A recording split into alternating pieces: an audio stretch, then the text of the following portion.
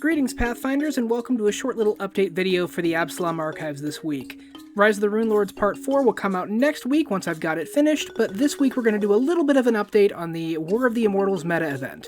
This video is going to be shorter, there's going to be a lot less Dina movement, and I am not working off a script, so if I sound rambly or stupid or there's some weird cuts, that's why.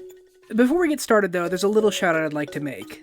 A VTuber I greatly admire named Esme is currently doing a fundraiser to recover some moving costs. She is a fish VTuber, she is absolutely hilarious, and you should check her out. Esme in C2 is her Twitch TV link, and I will have that down in the card below. In fact, I believe we have a message from Esme. Give me 1 second to pull that up. Take it away, Esme. Dina, how dare you? Do not clip this out of context. Don't you fucking dare. I'm watching you, motherfucker. Oh, that Esme. She's such a kidder. Isn't she wonderful? Seriously, look at that. She's just amazing. So, yeah, I'd really appreciate it if you could check out her fundraiser and maybe throw her a little bit where you can. Real talk, I know I don't have a huge community, and a lot of people don't have a lot of money to go around right now, so sparing anything can be a little difficult. If you could just share it around, show it to people who you think may have $1 or $2. Some of the incentives there are really nice. You can win your own sets of custom dice in a raffle, which I really recommend. The person who does them is Raven Brew Dice, who I shouted out in a previous video. So yeah, I would really appreciate anything you guys could give in that situation. Alright, sincerity time over, moving on to a bunch of god stuff. So we've known for a while that Gorum's death is what kicked off War of the Immortals, and now we know why and how he died. I was of the opinion that it probably was going to be some kind of trickery, and it wasn't going to be Achaekek that killed him. I was about half right. So we know from Pray for Death that Gorum died because Gorum felt he needed to die.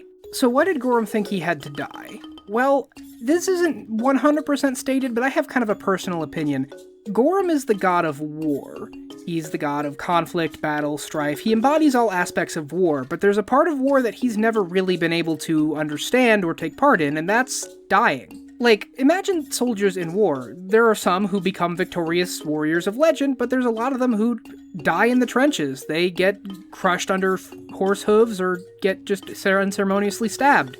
And Gorum can't really represent that because he's never died. In any fight he's in, he's the god. He's gonna come out on top. He's gonna win. And so I think in a way he kind of metaphysically understood that in order to embody all of war, part of him would have to die at some point. But according to the adventure, he just kind of has this vague sense that he needs to go out in a hero's death at some point, and he needs to find somebody who can do that.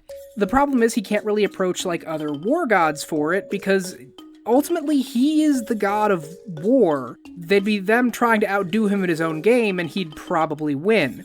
He needed somebody who would go about this in a circular route, and so he approached Callistria, the goddess of treachery and revenge.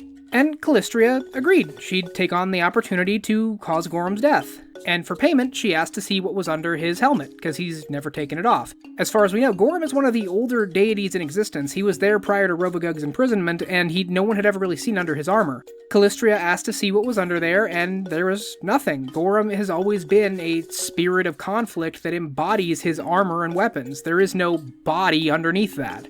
Which had been suspected, but now Callistria knew for sure. And she used that as part of her trick. She approached the one being I think she probably knew could successfully pull off the killing of Gorum, which is Achaekek, the god of assassins, the Red Mantis.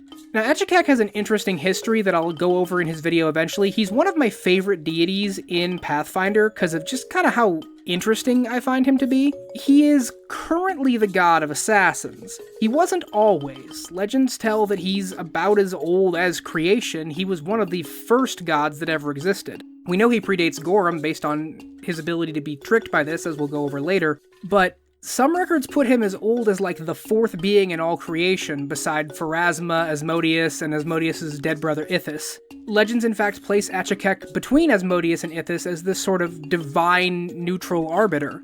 And during the Age of Creation, for some reason, Achaekek carved out and devoured his own sense of, like, innate neutrality and balance, and went into hiding for a while. He was cared for, as much as a god can be cared for by a mortal, by a family of dragons who took up worship of him and spread some of his philosophy onto Galarian. And it's interesting because the ancient Aslanti did worship Achaekek, but they worshipped him as a god of monsters and natural disasters. He didn't have anything to do with assassination, so it's kind of like, to quote Small Gods by Terry Pratchett, old gods do new jobs. His purview has shifted over time. When Aslan fell, that purview of natural disasters and monsters has shifted now in modern times into being worshipped by assassins, and Achaekek has embraced the Red Mantis as one of his main worshipping groups. And, in a way, philosophy of a god feeds the philosophy of their worshippers, which feeds the philosophy of that god. Because the Red Mantis worship Achaekek as the weapon of divine punishment, someone who strikes out for the gods and not against them, they have their own creed where they will not assassinate anybody who has the divine mandate. They won't assassinate rightful kings and rulers. If there's somebody who's usurped a position or something of that nature, then the Red Mantis feel it is their divine right to kill them, because Achaekek will attempt to kill, and successfully do so. He's very good at his job. He will kill anybody who tries to usurp divine authority, who attempts to uncorrectly ascend to godhood. In fact, in some ways, the ones who've ascended are just the ones he has not caught, rather than the ones who he has let go through. And Calistria kind of uses that against him. She basically tells him, beneath his armor, Gorum is nothing, but she frames it in a way where it's like, well, there's like nothing there. He's not a real god. He's up here pretending to be a god underneath this armor that gives him what might seem like divine power. And she's planted this seed inside the Red Mantis, and it's been growing and growing and growing. And so, eventually, Achaekek does decide that Gorum has usurped divinity. He has stepped where he's not supposed to, and it's time to kill him. Now, Pray for Death doesn't actually focus on this too much. This is more of like the ending set piece to it, but it does give us this information, which is why we're kind of sort of covering it. The rest of it is almost entirely unrelated to what's going on in Pray for Death and this divine assassination. Those two are completely unrelated. In fact, the ending set piece of Pray for Death is kind of a red herring where they think Achaekek's going after someone else, but then he arrives for Gorum and kills Gorum. And then Gorum's death causes all these problems. So it's kind of interesting now, in a way, because we weren't sure what was going to cause Gorum's death. A lot of people figured there'd be some kind of treachery abound, somebody would have done something. But figuring out, like, through almost circular logic, it's Gorum causing his own death through treachery to himself? That's really interesting. The thing I'm most excited about in this is actually what it's gonna do to Achaekek and his worshippers, because the Red Mantis kind of broke his own rules. He's not supposed to kill true gods, and Gorum was a god. He earned his divinity rightfully. So Achaekek was essentially tricked into violating his own edict, which, when a worshipper violates the god's edict, that can get them, like, their powers removed at best and outright hunted down and killed at worst. And so I'm wondering if we're going to see an evolution and a change in the Red Mantis, as it's been shown that their god basically violated his own rules. And I think that makes for some really interesting stories and some really interesting possible development going forward.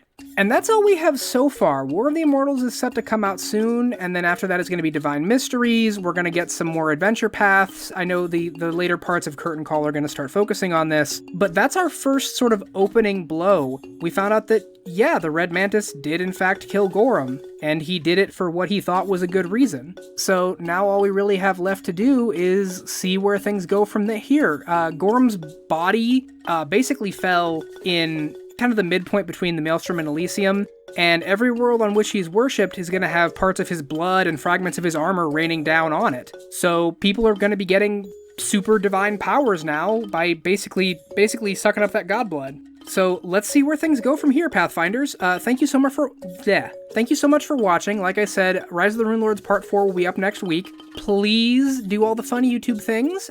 Check out the Patreon. It will also be linked below. Again, though, if you have a few extra dollars, I would really urge you to at least throw in for the dice raffle over at Esme's fundraiser. She's really awesome. She absolutely deserves all your support. And, fuck you, Esme. I did this. Ha ha ha ha. Take that. That's all I've got for now. Explore, report, cooperate, and I would like you to know the One Piece is real. Go find it. Bye!